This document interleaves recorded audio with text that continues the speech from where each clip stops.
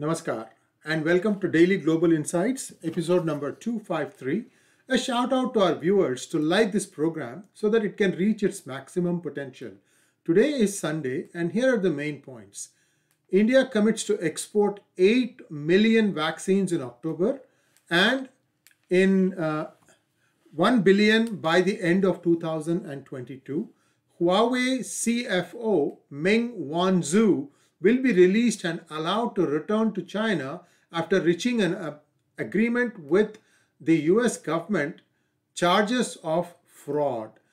Iran refuses to move further with Vienna talks unless there are specific concessions from the US. Bitcoin and other cryptocurrencies slide as China intensifies its crackdown. Welcome Sridharji and welcome to Daily Global Insights Weekend Edition, sir. How are you? Good morning. I'm very good. Good morning to everybody.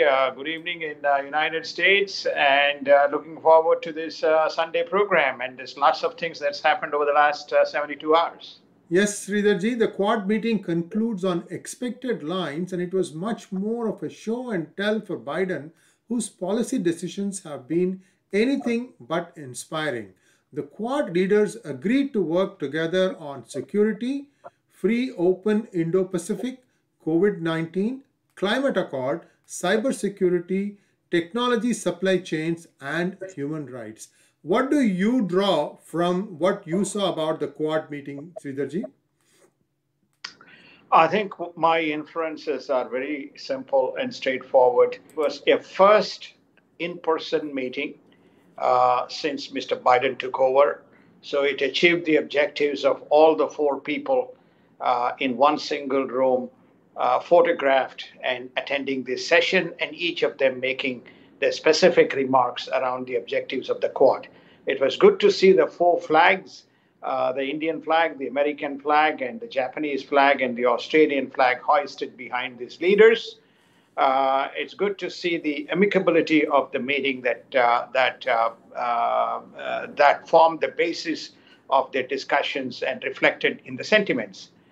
But when you take all the things away, it begs the question, did they really move the needle by way of what was set out from a Quad point of view? The most poignant statement came from the Foreign Secretary of India, which says, Quad is not directed against any specific nation, but it is to make sure that there is a rules-based policy in action in Indo-Pacific South China Seas. And India commits to export of 8 million vaccines in October and 1 billion by the end of 2022. All leaders pledged support and agreed to meet once a year. I think this is the Quad meeting. Isn't that, Sridharji? That's correct. I think that they said that we are all hunky-dory. And, we have a great camaraderie, and we will meet once in a year in person so we can have warm exchange of views and greetings and so on and so forth. If I sound a little bit sarcastic, that's how I read the meeting. There's been pro comments and there has been very few anti-comments. The reason being the Quad itself was established as a security dialogue. It was not established to form another United Nations Council in South China Sea. And I think that's where my strong criticism comes from. We have incursions in Taiwan, daily incursions in Taiwan. As this meeting kicked in, the Chinese planes, again rammed into the zone, and Taiwan had to scramble. There has been Russian incursion on the upper north corner of Japan. There has been the incursion on by the Chinese in the Senkaku side. But no comment and no mention is made, and this is a group which must send a clear message to China, and then also around the Philippines. So instead, we have vaccines, climate accord, rules-based policy, etc. So this is how I read it, sir. Sorry. And PM Modi holds bilateral meetings with President Biden and Vice President Harris and discusses US-India partnership. PM Modi also holds meetings with Australia and Japanese Prime Ministers on the sidelines.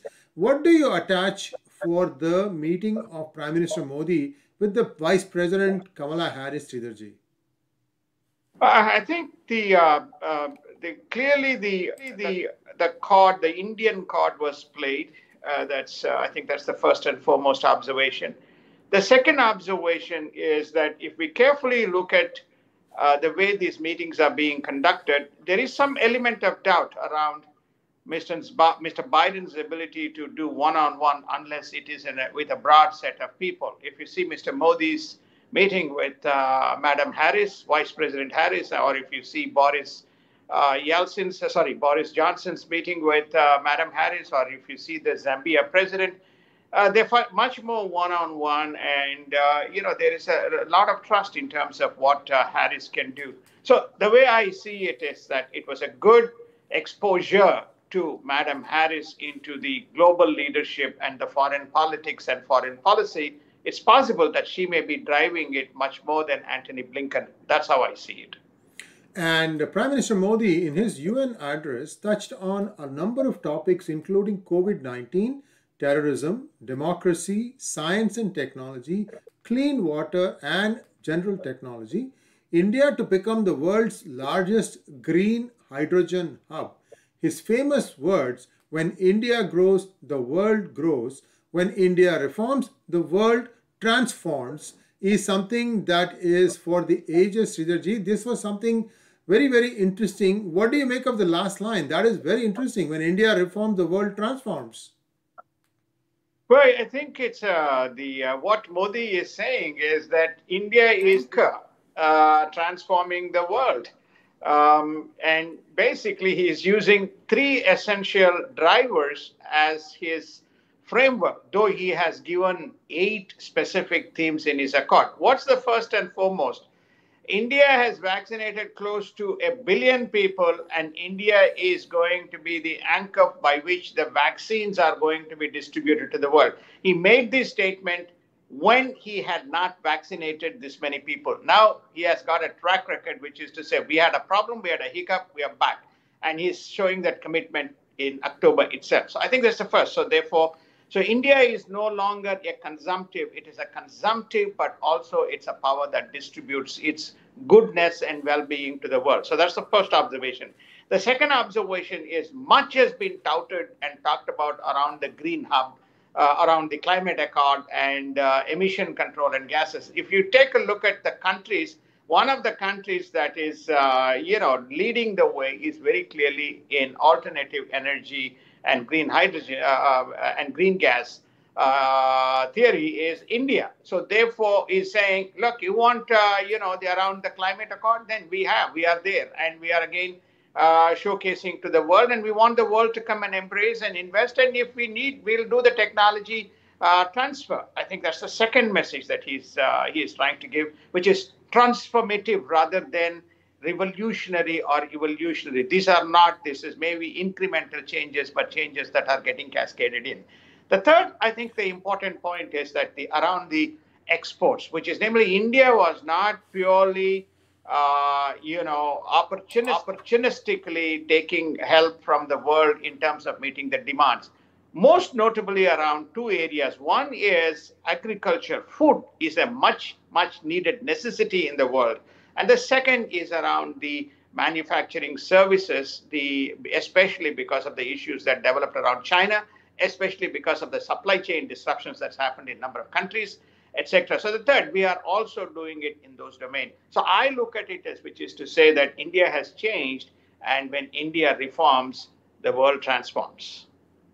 And GOP Maricopa Audit count confirms Biden win over Trump in November elections by 360 votes more than the official number, although officials are raising significant concern of voter fraud and election security. We are in possession of the 5-page report, and it does have a lot of questions. For some strange reason, actually not strange reason, it is, we know why, it has all been papered over. Sridharji, how do you explain what the mainstream media in the US and elsewhere is trying to say, that this audit report confirms what really happened? The mainstream media is in a denial. Mainstream media is in a denial on every issue that is happening in the United States. Okay, the mainstream media, as you all are aware, is left-leaning and left-aligned. Anything that is possible, they're trying to tie a rope around, Trump's neck, which is effectively to state, it's an insurrection. He's trying to do a coup and illegitimate elections being delegitimized, etc. But they are not addressing the fundamental issue. The fundamental issue is that there is inconsistent laws, inconsistent interpretation of laws. There is a number of invalid votes that is being construed as valid. The audits itself, it is not truly an audit. It's just simply recount of the votes. That's about it. It's not validation whether any votes were duplicates, triplicates, whether any votes had invalidation, validation at the point of booths, because there are specific protocols that one need to follow. None of these things is encapsulated in the audit reports.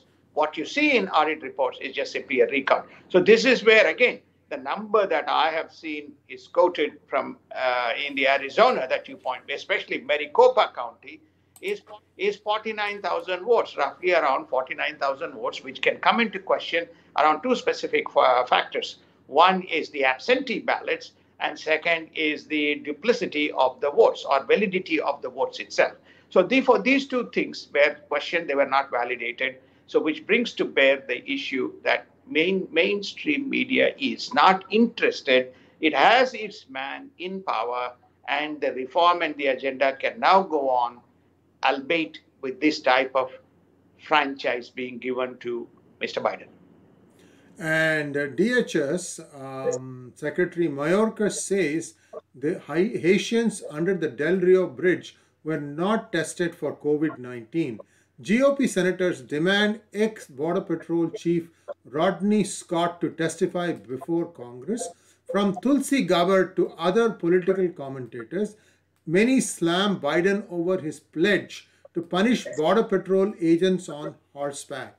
We all saw this thing on Twitter and YouTube and so on, where a Border Patrol agent was trying to hold one of the Haitian illegal immigrant by the scruff of his neck and tried to push him back. And this has become a huge furore. What people are forgetting was these were all illegal crossings, and this was how they were supposed to be dealing with them. Anything, is now getting taken out of context. Sridharji, how do you think this is going to play out? Well, it's already played out. We have plenty of illegal aliens here, therefore. We have had close to 2 million people who have come into the border. Now, Haitians are very confident. They feel they should get their due share, so they have brought the people across. Even the Mexican government is fighting, so they are making their way through. We don't know who are the next set of nationals who are going to come in. The Customs and Border Patrol constantly gets abused by the progressive group in the House. They are the target of the investigation. And I think we have already covered in daily Global Insights, the ICE has been dismantled, Immigration and Custom Enforcement. There is nothing to enforce. If you remember, Mayorkas, again, we have covered this, has given empowerment to the Customer Border Patrol for them to grant asylum at spot rather than going through a court process. So this is how it is being played out. They want all these people to come in and, shake the system here. And Mr. Bernie Sanders has touted all the time an open border policy. AOC, who leads, again, the Progressive Front, has touted an open border policy. So what you're witnessing is, seamless inflow of Central Americans coming into the country. Texas has not been given any say in this specific matter, and Texas and Arizona bear the brunt of this. That's why it's very unfortunate. This horse issue, anyways, sorry, I'll let you, I'll pause for a second before I wrap up the horse issue. Well, I would request Senator Sanders, Congresswoman AOC, and any other persons from the Progressives group who believe that there should be open borders policy, please go down and spend a week on the Texas border, set up a kitchen, a food kitchen. That's it. Nothing else. And just do the work. Serve the people who are trying to come in. And let me see how many of you are going to still ask for this to happen. Sir, please continue. Sorry, sir. By the way, Biden has not visited the southern borders as yet. This is the bone of contention between the mainstream media and him. And if you recall, he was quite flippant and snubbed the media, both in Boris Johnson as well as Prime Minister Modi's meet. But the main issue that has propped up is, which the progressive have claimed is another instance of critical racial and racial discrimination theory, which is namely this police officer that you have mentioned, who is on a horse, is supposed to have used the horseshoe to stamp the back of the person.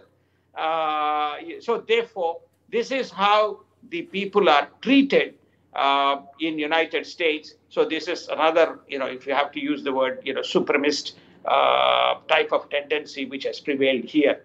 And this is what people have condemned unilaterally. And subsequently, the mainstream media itself showed the video, which is contrary to what the assumptions these progressive groups drew, and made a statement in the House.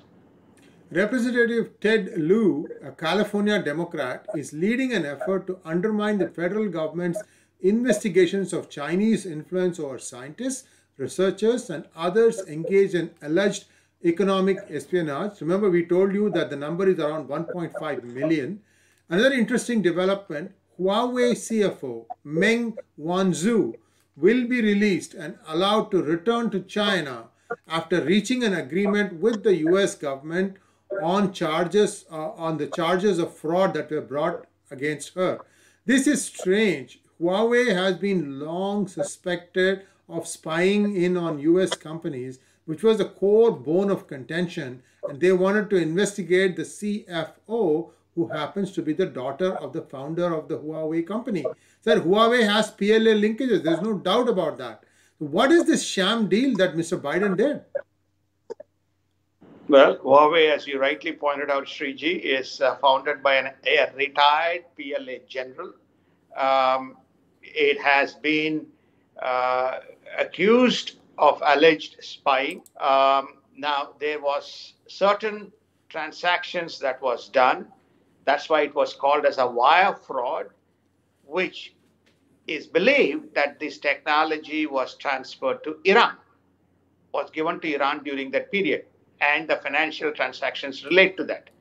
Lo and behold, on the day of, this is another sarcastic comment, on the day of the Quad meeting is the day she was released. And the reciprocal gesture is the two Michaels of Canadians who were illegally detained and put behind bars by the Chinese as a reciprocal towards Huawei were released. Why the Canadians? Because the Huawei CFO was held in Canada, right? She was arrested and held in Canada at the request of the United States. So now the CFO Meng has reached China. She's hunky-dory. She's very happy. And the two Canadians are making their way to Canada. This is about as good as it gets as far as the Quad is concerned, even from the Northern American soil. With regard to the Californian senator intervening on those things, it just is a reflection of how deep the deep state is. We had talked about this in Daily Global Insights. There are various constituent groups which funded the Democratic Party elections. There's various constituent groups. You can see each of these policy decisions, be it in Iran, be it in Palestine, be it in Afghanistan, be it on Pakistan, be it on Africa, be it on China. Any of these policies that you see the influence of this group in shaping the decision of the Biden administration. So if somebody thinks that this is, put all this, one shoe fits all approach, you are incorrect. It's a very different, 2020 was a very different election relative to the past elections. And these are the policies that you are beginning to see. Already you have seen the COVID has been suppressed. There is no further investigation that is going on. And we covered that again in Daily Global Insights. Now, the interference and influence of the Chinese nationals within the United States in terms of scientific research and all these other matters is now, there's a senator, Californian Democratic senator, leading the effort to stop the investigations. So that just puts in a nutshell what the status of the United States is. Forget the border issue, forget the budget issue, forget any of these issues. When you take this all into account, we are in a state of complete paralysis. And the US could run out of cash by mid October and potentially create a global crisis while the Democrats and Republicans collide on infrastructure, budget, and debt suspension bills. Nancy Pelosi is in one of the tightest binds of her political career as she tries to muscle through the 5.7 trillion new spending initiative. The numbers are just out of the world, Sridharji, but I have no idea where this is going. I don't see anything going to the needy. I see everybody still struggling in and around me. Well, I think that the more the people struggle, the more will be the dole-outs that they will ask for in the House or the Senate. Let me kind of delineate what it means. $3 trillion budget is a budget. That means it will be embedded into the operating expenses side of the budget. We had already done last year a very extensive, fireside session on the U.S. budget and COVID. We will do one more once all these numbers settle. What it does in terms, it adds probably $1 trillion at least, somewhere between 600 billion to $1 trillion to the expense side of the budget. Okay, how are they going to tackle the revenue? They said that they will tackle the revenue side to fund this by increasing a whole slew of taxes from individuals to corporations and including wealth tax, transaction tax, etc. Lo and behold, it remains to be seen how that is going to be done. Remember, this is a budget. We still have $1 to $1.2 trillion of the stimulus plus another $1 trillion. That's how this number becomes $5.7 trillion, 3.5 budget, 2.2 stimulus, making it a 5.7 trillion. If you just simply pass the budget, it's fine. You're not going to pass the budget. You're going to have a whole set of wrinkles tied around it. And under US sanctions, Iran and Venezuela strike an oil deal. Iran refuses to move further with Vienna talks unless there are specific concessions from the US. Hezbollah locked and loaded if Israel attacks, say the leaders. Such is the state of global affairs. Sridharji, Iran and Venezuela. Venezuela has become an importer of oil now, isn't it? Yes, I think the oil deal that they're talking about is they have this high condensate, very thick oil. So what they're saying is they'll give that to Iran. Okay, so that way it's a barter of oil rather than cash for purchase, and they will get the lighter version of the Iran to fulfill, and Iran may process it and sell it at a higher kind of a price. But the point that one is trying to make here is that there's a circumvention that is going on here. I know somebody made a comment in one of the observations was, there is no sanctions. No, there are specific sanctions in place. It's called 5+1. The 5 is the 5 European nations plus, which is Russia, China, if you add, then there is US. The US has very categorically not lifted unilaterally all the sanctions. If it has lifted all the sanctions, then Iran will be at the table on the nuclear deal. So we have some contentious issues on the Iran, Venezuela situation. Again, all of this, there is an invisible hand of China in this. Okay, without Chinese assertive help, Iran and Venezuela, countries like Iran and Venezuela will not move. Obviously, they are also, especially Venezuela, they are all helped by the progressive groups within the Democratic Party in the United States. You don't need to believe. You go and look at the websites of some of these progressive leaders. You will see who their general allegiance and salutations are to. Then it becomes fairly, very evident. And then the other last concern is that Hezbollah. So now anybody can take a pot shot at United States. Okay, if Taliban does it, Iran does it, anybody can take a pot shot. Now Hezbollah is taking a shot, which is to say, Israel, if you attack, I'm ready and fully loaded to unleash on you. Naftali Bennett to meet Bahraini and UAE leadership in New York to cement the Israel relationship. With Middle East no longer a US priority, Israel leadership reaches out to Jordan to cement its relationship. North Korea would consider an open summit with South Korea if mutual respect were assumed. China Taiwan tensions pose tough questions for Japan as Chinese planes attempt to enter the red zone again. Japan welcomes Taiwan's CPTPP bid, citing its values. Sridharji, a quick look at what is happening in Taiwan and Japan, sir. What's happening in Taiwan is getting constantly beaten up by the Chinese. Taiwan is shoring up its resources. Now it has got surface to air batteries in its border ready to unleash. You remember, it has drones and attack drones. It has also got some footprint of the US soldiers on its soil. Japan has pledged help should there be an attack. And so Taiwan is preparing itself and saying, you all conduct all these types of meetings, but I'm every day under the threat because I'm being bullied by the Chinese. So you have these incidents, and I think almost every day we have reported. And very interestingly, I'm sure Taiwanese are being advised. Taiwan made a strategic move. You want to come to CPTPP? No problem. I also want to be there. It'll be interesting to see what the CPTPP does. Now, with regard to the Japanese, Japan is very clear. China is imminent and clear danger to its security. It sees Taiwan as a gateway with next step into Japan. So every 5 of the leaders, every one of them have stood up and basically said they will shore up their defense budget.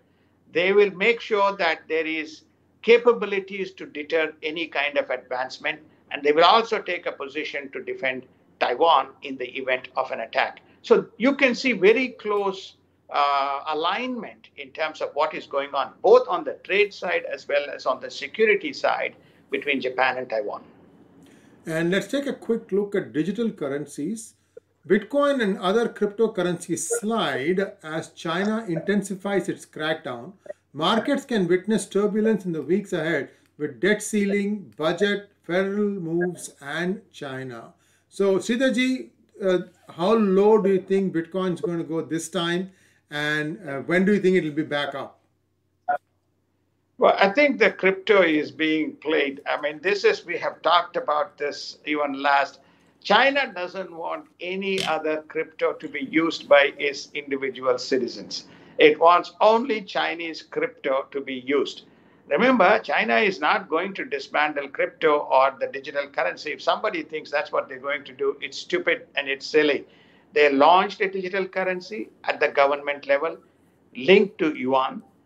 They said that no other person should start regional exchanges. They would prefer people like Singapore and Japan and Korea to be collaborating with them with the digital exchanges. So one needs to delineate between crypto digital currency to what China aspires and what it thinks its citizens should have.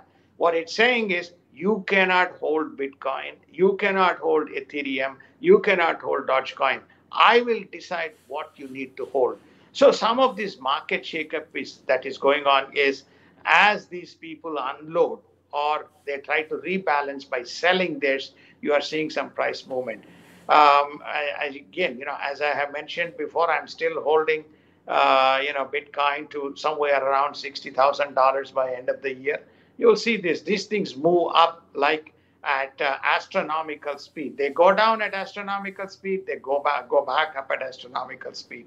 So that's how I see the cryptocurrencies getting played out, sir. With that, our today's module comes to an end. Thanks for joining, thanks for subscribing, and thanks for liking the program. And we'll be back again Monday morning, bright and early. Namaskar. Namaskar. Thank you so much. Have a wonderful day.